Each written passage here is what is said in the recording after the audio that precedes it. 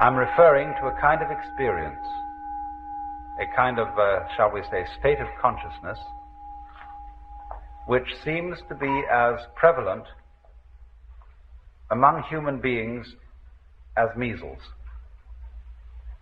It's something that simply happens, and we don't know why it happens, and although there are all sorts of techniques which claim to be able to promote it, and which are more or less successful in doing so, and sometimes rather less than more, nevertheless there is this peculiar thing that happens to people.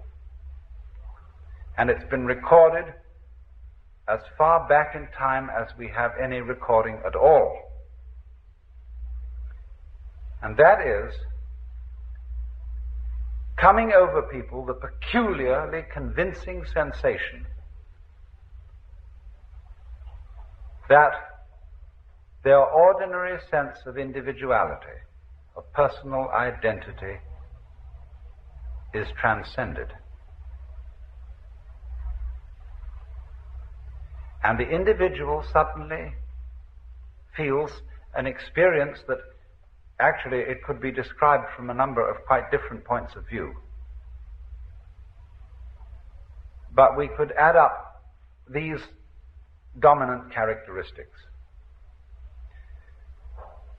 That instead of the ordinary feeling that I as an individual confront a world that is foreign to me, that is not me, in this kind of experience I find myself to be of one and the same nature or identity as the world outside me.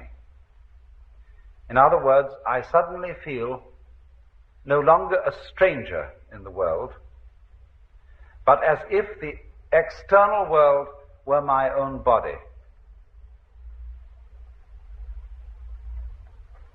The next aspect of the feeling is even more difficult to assimilate to our ordinary practical intelligence,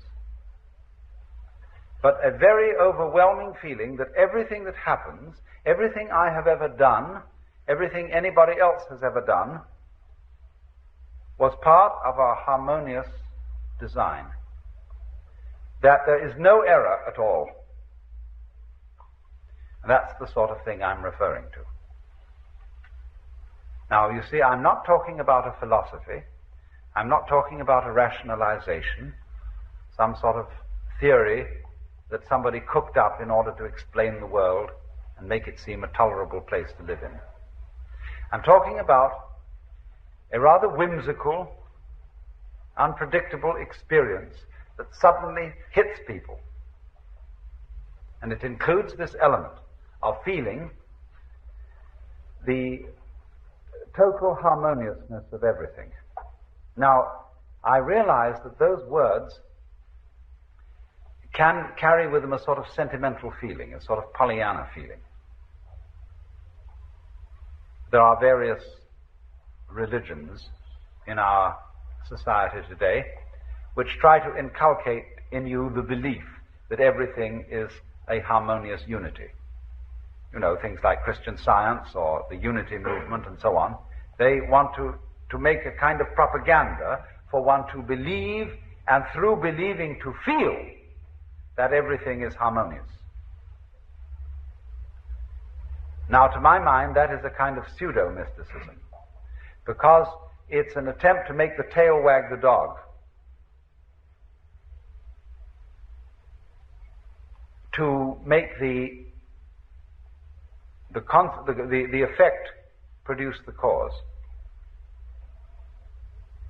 Because this sensation of things being harmonious is somehow never brought about by insisting to yourself that that is so. Because when you do that, when you would say to yourself, all things are light, all things are God, all things are beautiful, etc., actually, by doing that, you're implying that they're not. Because you wouldn't be saying all this stuff